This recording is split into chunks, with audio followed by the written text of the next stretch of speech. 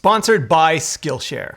It's Friday, and once again, I'm taking 3 stories from around the web, stories that are important but that either wouldn't fill a full video or I plain just missed out on covering during the week. It's codenamed The Wrap because Capstone was already taken, and if you have stories you want to see covered next week, just drop them in the comments or hit me up on Twitter. Then hit subscribe and drop kick that little bell gizmo so you don't miss any of them when they land. On deck for today are Facebook's F8 conference, Apple and Right to Repair, and Q2 2019. I am Rene Ritchie, and this is Vector. You all have been asking me for my reaction to Facebook's big F8 conference all week. The introduction by Mark Zuckerberg said it all. He mentioned privacy. We're going to talk about building a privacy-focused social platform. He mentioned privacy again. Now look, I get that a lot of people aren't sure that we're serious about this. I know that we don't exactly have the strongest reputation on privacy right now, to put it lightly. And the reason is simple. Everyone, maybe with the possible exception of Zuckerberg himself, know his words are absolutely meaningless at this point. He and Facebook have lost any and all credibility they ever had. Nothing they say can be believed. Not anymore. There have been too many scandals, too many lies, and too much malfeasance. Only actions, not words, can even begin to pull Facebook out of the moral and ethical hole they spent the last decade digging for themselves. And it's completely unclear that they even understand that and want to do anything real, anything truthful about it. Take privacy and encryption as this week's example. It's being marketed as a big business pivot, but is it? The underlying business doesn't seem to be changing at all. You know that urban myth about Facebook showing you ads by eavesdropping on what you say through the microphone? Everyone who's ever investigated that claim has determined it's not true, but only because Facebook has so much data on all of us and such good algorithms that it doesn't need to listen in. Listening in would be less effective than the computer models of us they're constantly building and tweaking and updating. And how scary is that? And none of that looks to be changing. It's just getting a different front end. One Facebook hopes will entice us to just plug ourselves right back in. And encryption and quote-unquote privacy don't stop that. They enable it. Casey Johnson said it well on the outline. But what his presentation elided was the fact that Facebook does not need to see the content of what people are saying in order to advertise to them. The metadata, who or what, as in a business you're talking to, and even where you are or what time the conversation is taking place, as it comes together with other pieces of information, provides more than enough information to make a very educated guess about what you're interested in, to the point that knowing specifically what you are saying adds almost nothing. I mean, encrypted messaging is absolutely better than non-encrypted messaging, of course, and shame on Facebook for taking so long to enable it. Opportunistic and manipulative as it is, but if we fall for it and keep using them at this point, seriously, shame on us. According to Motherboard, an Apple lobbyist told lawmakers in California that people attempting to repair iPhones on their own could hurt themselves by, for example, puncturing the lithium-ion battery. A similar situation played out yesterday in Ontario, Canada, with safety, security, and intellectual property concerns topping the fear list. California has now pushed back their discussions for at least a year, and Ontario seemed just dead. That it was part of a larger coordinated industry effort, including pretty much every tech company you can imagine, doesn't matter. Apple is Apple. They advocate for customer experience, for the environment, for civil rights, for sustainability. They hold themselves to a higher standard, and so they get held to a higher standard. And this just isn't the right side of this issue to be on. Apple and local repair shops shouldn't be opponents. They should be complements. They should be partners. Apple, because of its scale, can do a lot of simple things for hundreds of millions of people, far more efficiently than any indie.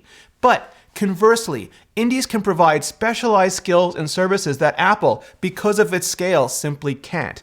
Apple shouldn't be working against that. It should be working with it. There are 1 billion plus Apple devices out there, old and new. Apple has Genius Bars and Apple Care and authorized third-party outlets, but the former aren't everywhere, certainly not every corner, and certainly not in every home, and the latter are still limited in what they can do. If Apple feels the need to lobby, they shouldn't be lobbying to prevent repairs. They should be lobbying to establish privacy, security, security, quality, and safety regulations around the repair industry. A famous repair expert told me we shouldn't worry about them seeing our private data any more than we should worry about a doctor seeing our private parts. But doctors go through years of accredited education, are licensed, and are accountable to the medical association and other legal entities. If Apple worked with the indie repair industry, they could help guarantee the quality of parts and procedures and help ensure whatever regulations are set up do respect the safety of procedures and workers and the privacy and security of customers. Given Apple's commitment to exactly these kinds of issues, both the right and responsibility of repair feels like the next logical step. Apple reported its quarterly results this week. I had the chance to speak about it a little bit on Yahoo Finance earlier in the week, both before and after, but I wanted to follow up on a few things. iPhone was down again, especially in emerging markets, but it seems to be bottoming out. Tim Cook said, "While we grew year over year in developed markets, and while we had record March quarter results in a number of major markets, including the United States, Canada, the United Kingdom, and Japan, we did experience a revenue decline in emerging markets, but we feel positive about our trajectory. International pricing adjustments and pushing trade-ins hard as a way to mitigate against higher prices and replace older incentives like carrier contracts seems to be working." Apple Watch and AirPods continue to be similar to iPad, facing almost no real competition in the market. That's still bad though, because competition drives growth and provides choice. Qualcomm can't seem to even afford to be in the watch chip business because no one is really willing to pay them top dollar for watch chips. Samsung is still making gear, and Google and partners are still plugging away on Wear OS devices, kinda, but wearables are the near future of extremely personal tech, and so somehow they need to figure out a way to not even catch up, but just get into the damn race. Ditto AirPods. Mac was down, but here's where that got real interesting. Apple laid the blame for it on Intel's inability to supply enough chips. Otherwise, Apple said Mac would have been up as well. Intel still hasn't been able to get down to 10 nanometers, despite years of broken roadmaps, and umpteen delays to Apple's product pipeline. And the super obvious question remains, with best-in-class A-series chips still shipping on time, every time, how much longer will Apple be willing or able to wait on custom Mac silicon? Services were up, and that's before TV Plus, Arcade, and Apple Card have even come online. Services margins being high also help balance out hardware margins being low. Yeah, despite Apple selling more expensive products than ever, for reasons including using more expensive custom parts and increasing R&D spend, Apple is making less off these products than ever. Either way, Wall Street seems to get and like the services narrative more than it ever did the devices one, even after a decade of it being one of the most profitable businesses ever in the history of Earth, which should tell you everything you ever really wanted to know about the markets. Well, everything unless and until you escalate on up to Skillshare. Skillshare is an online learning community with over 20,000 classes in photography, video, business, technology,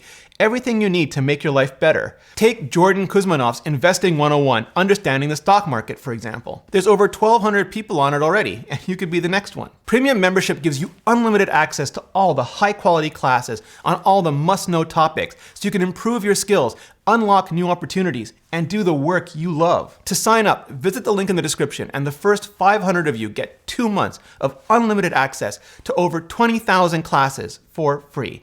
Act now and start learning today. Thanks, Skillshare, and thanks to all of you for supporting the show. And that's a wrap. Facebook's non-privacy, non-pivoted F8, Apple on the wrong side of right to repair, and Q2 results highlighting the continued rise of wearables and services, and maybe, just maybe, the stabilizing of iPhone, which is and will remain Apple's biggest business until probably the advent of what? Cybernetics? Now, I'd love to hear what you think about any and all of these stories, and what you'd like to see me cover next week. Hit like, hit subscribe, it really helps out the channel, and then hit up the comments below and let me know. Thank you so much for watching, and see you next video.